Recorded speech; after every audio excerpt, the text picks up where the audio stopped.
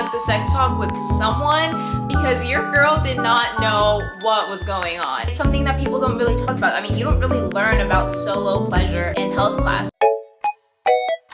Hi besties, welcome back to another TMI Girl Talk. Today it's a spicy TMI Girl Talk. If you've been following me on social media, then you know that I am no stranger to talking about my sex life. Sometimes I spill a little bit too much, but you know what? It's okay because these conversations are so important to have. I had you all send in spicy questions that I'm going to answer today. We're going to talk about kitty talk, first time, solo pleasure, and boundaries. I feel like if I were in college and I saw these videos, I would have benefited a lot. Your girl made a lot of mistakes, but that's okay because you aren't gonna make these mistakes because you're watching this video and I'm going to teach you everything I know. Let's just get on to it. The first question, how is your kitty supposed to smell? Your kitty is not going to smell like sunshine, butterflies, rainbows, but it's also not supposed to smell super foul. It's not supposed to smell so strong and sour. It's typically very mild. Like you probably wouldn't be able to smell it unless maybe you're going to the bathroom, maybe you literally, smell it like with your hand or something. The answer is not to like shove a bunch of body wash or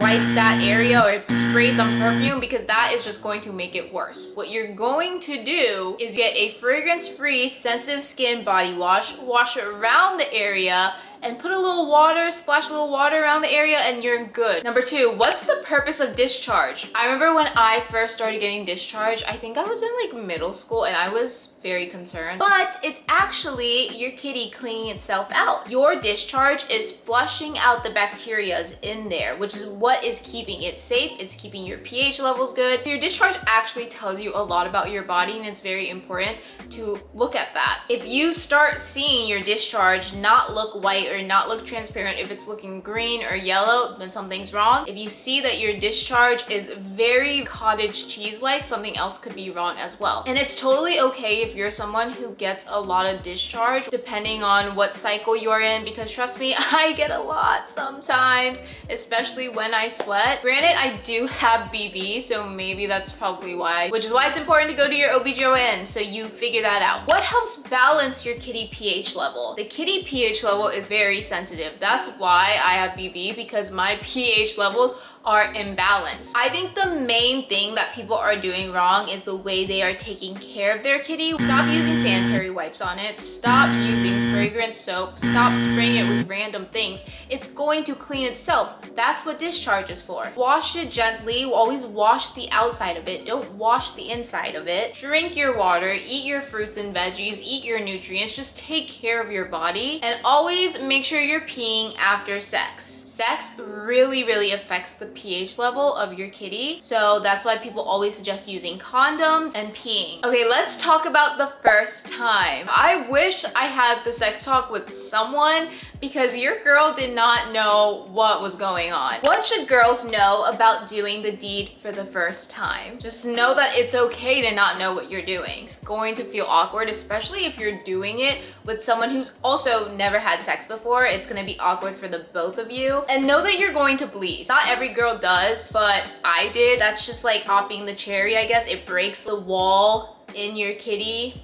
I'll put an image on what that is. How long does it take? The actual act of having sex usually doesn't last super long. It's the foreplay and the kissing, the making out that lasts a little bit longer. But then again, it really depends on each person. My first time was so short, probably a minute, and I'm not even kidding. And honestly, I'm kind of glad that it was really short because I don't think I wanted it to be very long. As the girl, it might feel really long. Like sometimes I'll like stare at the ceiling. I'd be like, this is going on forever and I need this to stop. If you're not having a good time, if you feel uncomfortable, it's okay to say stop. What matters is you feel the most comfortable and you feel the most safe. How do you know when you're ready? If you feel comfortable, you feel safe, and you feel respected by whoever you're going to do this with, go ahead and do it. Just make sure that you feel like this is something I want to do. It should not be something that you are doing because you want to please someone else. If you feel super anxious, don't do it. And sometimes you might do it for the first time and it doesn't go in because you're so nervous, and it's okay too. You gotta give yourself time. You need to let your body feel okay too. What is something about sex people don't tell you about?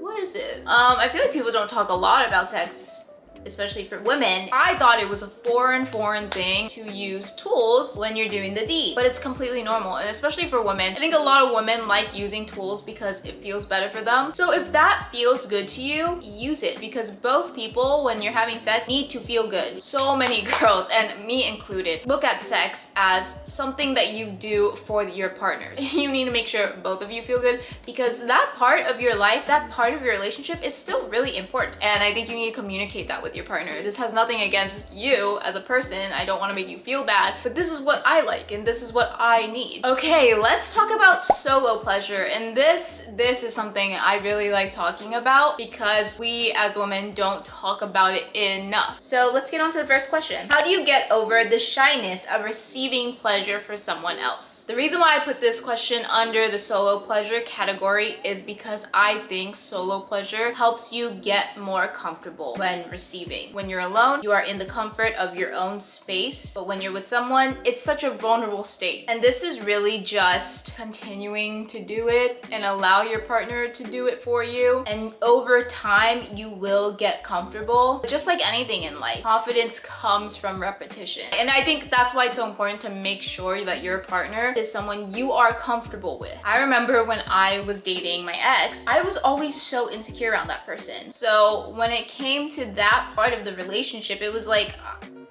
I'm okay. I feel very guilty after solo pleasure. Is that normal? That is very normal, especially if you are someone who's never even had sex before. It's something that people don't really talk about. I mean, you don't really learn about solo pleasure in health class. You're gonna feel guilty because it's something people don't talk about. But I'm here to tell you it's okay. Solo pleasuring, it's a natural part of life. Almost everybody does it. I think the best way to get rid of guilt is just telling yourself it's okay. You just gotta keep doing it. Just own it. How often is okay for solo pleasure? I feel like a lot of girls I know do it so much. People always think like, oh, guys do it more, which statistically may be true, but girls do it a lot as well. I don't think there's necessarily an amount that's bad. I think it's only bad if it's something that is genuinely affecting your day-to-day life. If you can't focus on anything because all you can think about is doing that, it affects your intimacy in a relationship. If you can't look at someone else without thinking about other people, like that's when you know that it's affecting you, because it can be an addiction. Okay, let's get on to the last section. It's all about boundaries. It's all about safety, because you know I'm all about that. Is it okay to hook up? I used to hook up a lot in college. It was not a great experience